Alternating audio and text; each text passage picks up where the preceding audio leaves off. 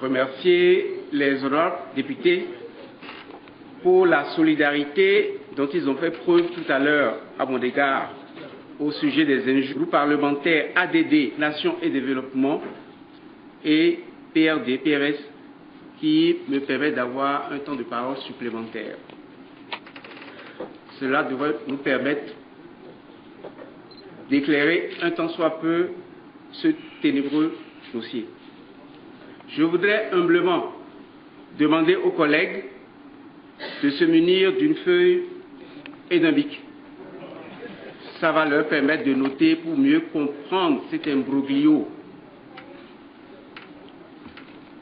Un collègue a déjà dit que depuis le 1er décembre que nous avons réclamé des documents pouvant nous permettre de comprendre ce dossier, rien n'a été envoyé.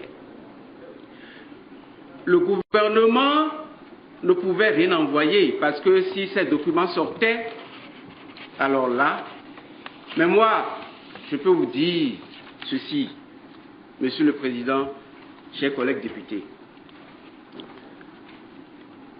Monsieur le coordonnateur du PPMA a été nommé le 23 avril 2008 et c'est au travers d'un arrêté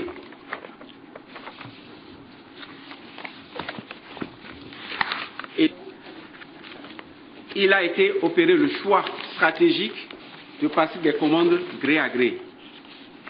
Et Monsieur le ministre, tout à l'heure, parlant au nom du chef de l'État, justifiait également ce choix du gré à gré par le fait que les dispositions de la loi numéro 2004-18 du 27 août 2004 portant code des marchés publics applicables en République du Bénin permettaient entre autres que lorsque l'exécution des travaux, la livraison de fournitures ou la réalisation des prestations de services fait l'objet d'un monopole, c'est-à-dire s'il n'y a que des sociétés qui ont un monopole dans un secteur donné, on est obligé d'avoir recours à ces sociétés-là.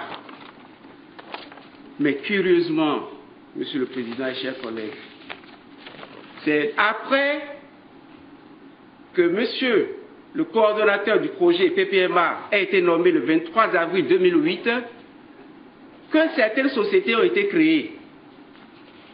Je prends le cas de la société La Savane, que monsieur le ministre a bien voulu citer tout à l'heure, qui a été créée le 22 janvier 2009. Le propriétaire de la société, c'est monsieur Jossou Jean. Registre de commerce 08 B 2600. IFU 32 009 0091 12 17 du 3 juin 2009. Et pour cette société, La Savane, il lui a été accordé 5 mois après sa création, au moment où cette société n'avait même pas l'IFU, puisque l'IFU a été délivré le 3 juin, cette société, La Savane, a eu un marché de 1 450 millions. Je cite un exemple, la société Adjiti SARL, qui a été créée le 5 novembre 2008 sous le numéro de registre de commerce 2008B 3838 et l'IFU 32 0080 14 78 417. Cette société a bénéficié d'un marché de 874 millions à peine 5 mois après sa création. Il y a un cas que j'ai souvent cité, le cas de la société SPL, Société de prestation et de logistique, qui a été créée le 25 août 2008 et qui a eu un marché de 1 410 millions seulement 4 mois après sa création. Et c'est ce que j'appelle un délit d'initié. Pourquoi? C'est-à-dire qu'on sait que dans les prochains mois, on aura à acheter des équipements donnés, on veut opérer des choix techniques donnés, on crée les sociétés, on les fait rencontrer les fournisseurs que l'on désire, ils vont chercher des agréments ou des représentations auprès de ces sociétés-là pour revenir dire demain, il n'y a que ceux-là chez qui on peut acheter. Et le plus grave, Monsieur le Président, honorable député, le plus grave, c'est que ces sociétés, en réalité, ne sont même pas des sociétés appartenant à différentes personnes. Ces sociétés appartiennent aux mêmes individus. Exemple. Je prends le cas de la société SPL. Cette société, le propriétaire de cette société s'appelle M. Niri. Bior Romain Stéphane. Figurez-vous, Monsieur le Président, que ce monsieur est également, dans son groupe, propriétaire d'une autre société qu'on appelle Sénadis, qui a bénéficié d'un marché de 900 millions, alors que l'autre société SPL a bénéficié d'un marché de 1 milliard. Je donne un autre exemple. La société comptoir de distribution et de gestion des affaires, dont a parlé le monsieur le ministre, cette société a eu un marché de 3 milliards et 300 millions. Gré à gré. Tout ce que je vous dis, c'est gré à gré. 3 milliards et 300 millions gré à gré. Mais, en réalité, cette société CDGA, figurez-vous, est en même temps le propriétaire réel de la société SPL. Lorsque j'ai fait les enquêtes au Canada et que j'ai eu les documents officiels, ce lot de documents, c'est rien que les courriers échangés entre les futurs vendeurs à l'État béninois et la société Girotrac dont le PDG était arrivé dans ce pays. Vous allez voir, les caméras peuvent filmer.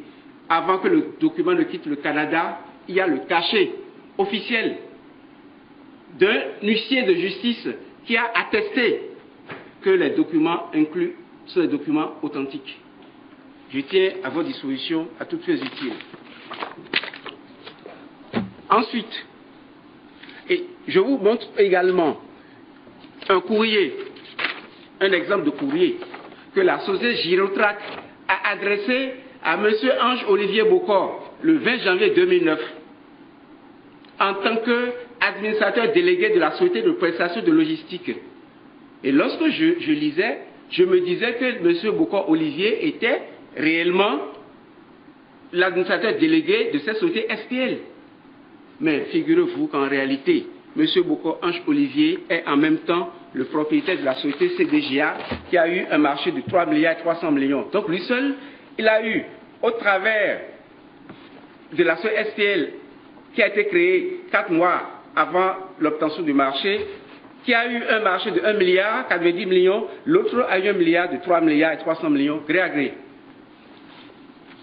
Figurez-vous qu'en lisant des choses comme ça, on ne peut qu'être abattu. On ne peut qu'être abattu. Ceci, tout ce que je viens de dire, me permet de vous préciser ceci, que toutes ces sociétés ont été créées pour les besoins de la cause. Et pour couvrir la supercherie, on fait donc appel à des signatures de contrats de représentation exclusive. J'ai dit qu'on peut constater les accointances entre les responsables de ces différentes sociétés bénéficiaires de marché. J'ai cité donc plein de sociétés, Sénadis, SPL, machin, etc., etc.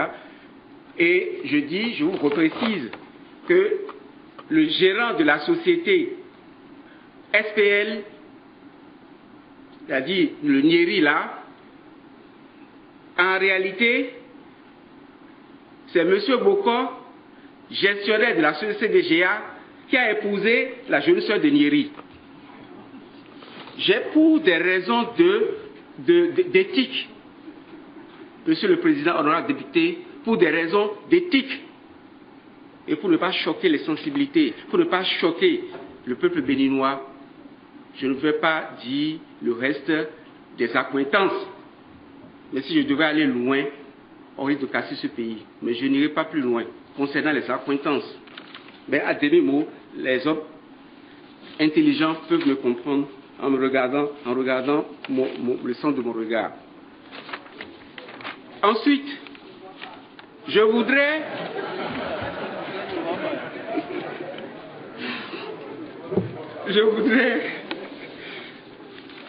évoquer le dossier de la qualité des machines.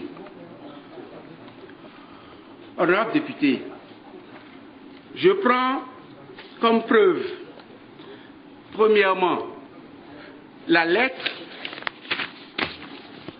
numéro 608 du 8 septembre 2009 que le directeur général du CERPA, Atakora Donga, a adressée au coordonnateur du PPMA et lui fait le point des pannes sur les machines livrées en juin, c'est-à-dire 3 mois après la livraison. Voilà ce qui est constaté sur les machines.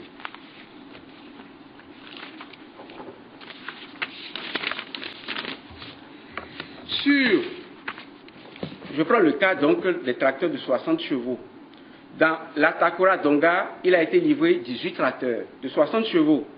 Et sur les 18 tracteurs de 60 chevaux, on a constaté 5 qui ont eu déjà des problèmes qui sont bloqués pour des problèmes de fuite d'huile. Il y en a 2 qui sont garés pour des raisons de vilebrequin cassés